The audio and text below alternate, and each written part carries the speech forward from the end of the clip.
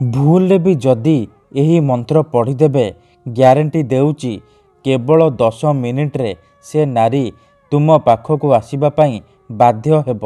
जहा चाहिए ताहा करिब। यही मंत्र एते शक्तिशाली कि केवल 10 मिनिट्रे प्रभाव पड़िबा आरंभ हो। एपटे आपण मंत्र को पढ़िबा मात्रे से झियो बा विवाहिता नारी छटपट हो उठिब। जेपर्यंत आपणक पाखक आसीनी आपणक सहित संपर्क रखिनी सीए गोटे मुहूर्त भी रही परिबनी। जदि आपण केउ झियो बा विवाहिता नारीर सुंदरता को देखि ता आड़कू आकर्षित हेउचंती, ताकू मने मने भल पाउचंती, ताकू पटेइबाकू चाहुचंती, किंतु जेते चेष्टा कले मध्य ताकू पटेई पारुनांती, ताकू निजर मन कथा कहिबाकू डरुचंती, आउ आपण चाहुचंती कि से झियो बा विवाहिता नारी निजे आसी आपण को भल पाउची बोली कहू आपणकर सबु इच्छा पूरण करू, तेबे आजिर एही वशीकरण भिडियोटी आपणकर कामरे आसिबो। काहेकि ना आजिर एही भिडियोटी रे मु आपणको शिखेइबी एमिति एक नारी मोहिनी वशीकरण मंत्र। एही वशीकरण मंत्र को जदि आपण भूल रे भी केउ भी झियो बा विवाहिता नारी पई पढ़ीदेवे सीए सेही समय ठारू आपणक प्रेम रे दीवानी हो जिवो। पागली परी आपणको भल पाइबाकू लागिबो। आपणको न देखि गोटे मुहूर्त भी रही परिबनी। आपण ताकू जहा कहिबे जेमिति कहिबे सी करिबो। कोनोसी प्रकार बाधा देब नाही। नमस्कार फ्रेंड्स, ओडिया फंडा चैनल को आपण मानकू स्वागत। आजिर एही वशीकरण सबुठारु प्रचंड महाशक्तिशाली वशीकरण। एहार प्रयोग केबे भी खाली जाएनी। जी भी एहाकू करिछि 100 रु 100% सफल होइछि। वर्ष वर्ष धरी भांगी जाइतिबा पुराणा प्रेम को फेराई आनी पारिछि। सासू नणंद दियर भाउज काहाकू भी निज बसरे करी ताठारू निजर मन मुताबक काम हासिल करि पारिछि। तेणु आपण भी विश्वासर सहित केवल गोटिए थर एही मंत्र को पढ़िकी देखंतु, तापर देखिबे चमत्कार। जेउ झियो पटु नथिला सी निजे आसी आपणक सहित कथा हब, आपण को भल पाउची बोली कहिब। जेउ विवाहिता नारी को आपण दिन राति भाबुचंती सीए निजे आपण को फोन करिब, घर को डाकिब, जहा कहिबे ताहा करिब, आपणकर सबु इच्छा पूरण करिब।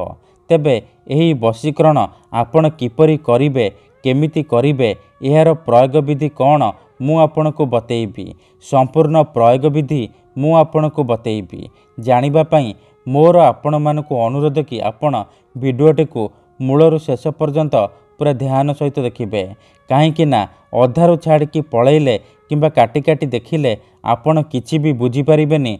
परे कमेंट करिबे गुरुजी आपणकर वशीकरण काम करूनी। देखंतु मंत्र तंत्र जंत्र वशीकरण ये एमिति सेमिति काम करेनी।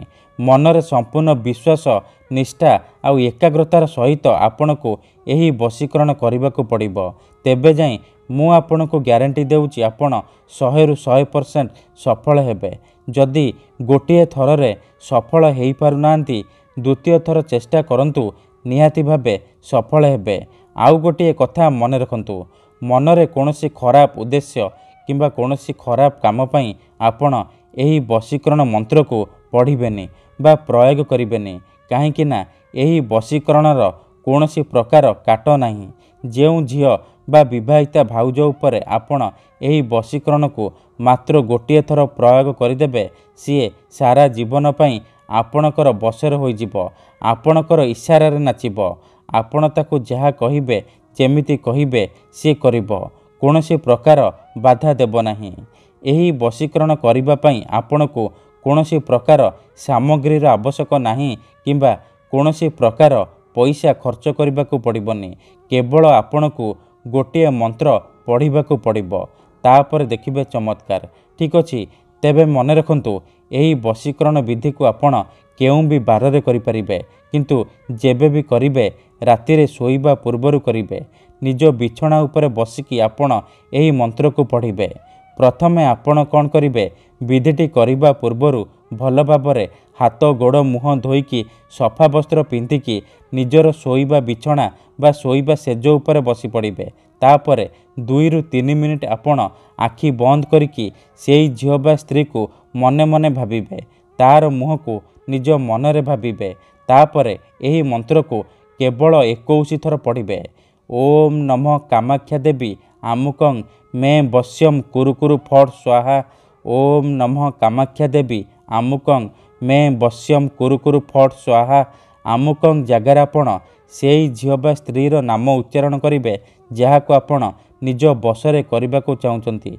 मंत्र को 21 थर पढ़ी सारिबा परे आपण पवन रे मात्र गोटिए थर फुंकी देबे। एपटे आपण मंत्र को पढ़िबा मात्रे केवल 10 मिनिट रे प्रभाव पड़िबा आरंभ होइजिबो। से झियो हेउ बा विवाहिता नारी सेई समय ठारू आपणक आड़कू आकर्षित हेबाकू लागिबो। किंतु मने रखंतु एही वशीकरण को आपण लगातार एहीपरि 3 थर रातिरे शोइबा पूर्वरु करिबे। तापर देखिबे किपरि से झियो सारा जीवन पई आपणक प्रेमरे दीवानी होइजिबो। धन्यवाद।